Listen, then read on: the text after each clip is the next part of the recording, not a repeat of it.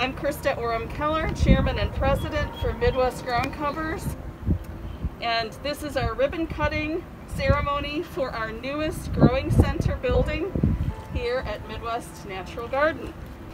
I have the honor of announcing the official name for the Growing Center building. A few of you, probably the people here, know what it is, but some of you out there don't know the name, so I'm going to announce the name now.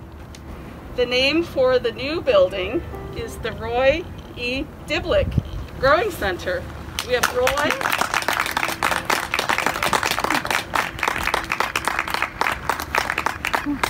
Welcome to those of you who are not here in person, which is most of us. Celebrating people and honoring their work and contributions is part of what we take time to do at Midwest. Today, through the official naming of this Growing Center, we are honoring and recognizing the foundational work which Roy Diblick has done for Midwest.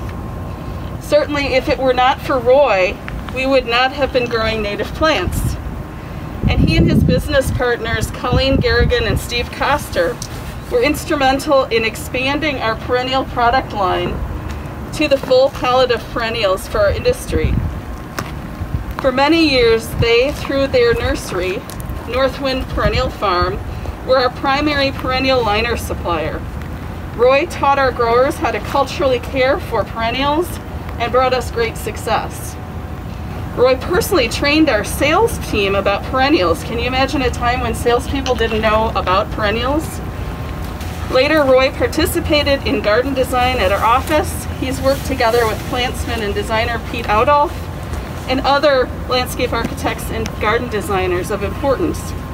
Through his work and his contacts through that design work, he's brought us many, many projects and many, many plant orders. Notably, over 10 years ago, Millennium Park and Lurie Garden, as well as today's Belle Isle in Detroit. Our connection with Roy runs deep.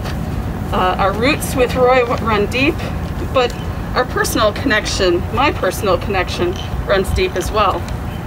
And for me, you could say, he's always felt like a mentor for sure, a great support always, but also a sort of big brother I never had. Roy, thank you for taking the road less traveled so often, with us, beside us, and together.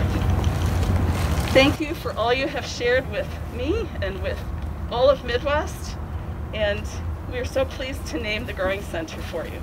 Thank you so much.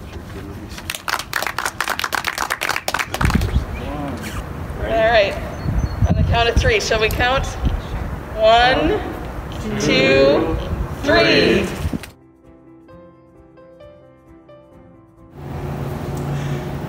I don't really know when I met Roy.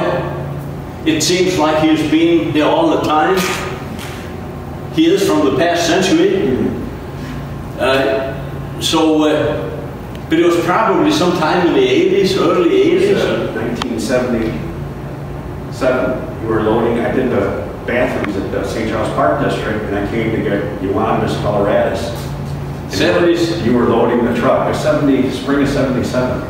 So the end of the 70s, so the 80s became the years when you built shelters, polyhouses. We're standing right here in 1980. Mrs. Johnson rode her Palomino across this field after the corn was harvested. I was putting beer boxes in the attic, and Craig was standing down there smoking a cigarette. And I said, Craig, here comes Mrs. Johnson. And she looked like, she was beautiful. Flowing gray hair, perfect posture. And Craig went up and asked her and said, we'd like to rent 3 to 4 acres from you. And she said, fine. That was this way. We rented right up to the drive here. And then that spring, Ron came out, and right where we're standing was our first hoop hut. We cut the fence right there, not knowing why. We never had a plan. We always just did, based on, we had $5, let's spend 4 of it. We had $5 more, let's spend 4 of it. And we always try to hold on to $1, because you never know when you might get $1. And Ron helped me put up the first hoop hut right here.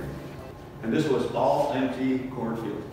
I did my first potting in 1979. I potted everything on the back behind the building that you're taking down, and I put ice. They were all dasher boards from the ice rink they disassembled in St. Charles, so I collected all the dasher boards, put them on bricks, and we potted everything on those bricks, and that spring everything died. So I came to see you, and I said, well, how do you get plants to live in a pot? I had no idea. And you're like, geez, Roy, you need a soil mix. You just don't use earth. We were digging out of the earth. So then I started mixing my own soil with a scoop shovel, sand and peat, sand with Osmocote. Everything lived. And then after that, I got diseases, and I went to see Gary. I think you just started. And Gary gave me a book on plant diseases that I still have and never returned. Yes.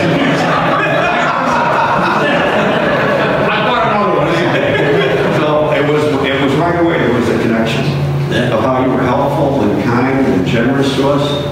So we are very glad this could become possible, Roy, with the Roy Dibblick Growing Center. This is, thank you, say. When I got here in 1978, all I did was haul a little Cub Cadet with a little trailer and weed. That's all. My arms were red with rashes. And I had no idea Mr. Stevens would find the plants underneath the weeds for me. And we loaded up the compost pile. It was right back behind the office, and I just mounted. And I really didn't know, where is this going? Because my dad was so upset with me for leaving a government job with benefits and take half the pay I was making. He thought, why did I waste money on this child to go to college? He's working for half the price, he left a government job, and he's selling plants nobody wants. So I had to question that while I was weeding, thinking maybe I should have stayed at the Park District, because it was fun plowing. You drive the plow into the snow. I had good adventures there. But it was the curiosity of what was here and how those plants could live and thrive with all the chaos they were involved in. And when I pulled the weeds out, they were still there, living a happy life, a harmonious life. So I thought, what is it? How do these plants understand how to live here in amongst chaos and be healthy and even stronger when you remove the chaos? So my whole being was curiosity. I was so curious about this, and that was my fulfillment. It wasn't my paycheck, my retirement fund, and it was a curiosity of what was in these woods when I would go out here and dig trillium and put them in pots and see how they didn't live in clay soil, and then how we can talk to you and talk to Gary and find solutions. And I have to say, I never dreamed when I'm out here with Ron laughing away at how maybe dumb this was to put a hoop up in the middle of nowhere, that this building would ever be. And again, I'm so much, I can't tell you how thankful I am to all of you for the little moments you've given me to become a better person, the opportunities, and all of you. I mean, this is just that's so nice of you. Roy, we're glad that our paths crossed. Oh, let's give Roy a hand. It took for Natural Garden, it took 68 years without outhouses and porta potties. So this might actually be the more important ribbon cutting that we're doing. So now, have these people been trained to use these facilities? I think so. So this is a big deal, right? So we will do the second ribbon cutting on the count of 3. The first one and the second one. 1, 2, 3.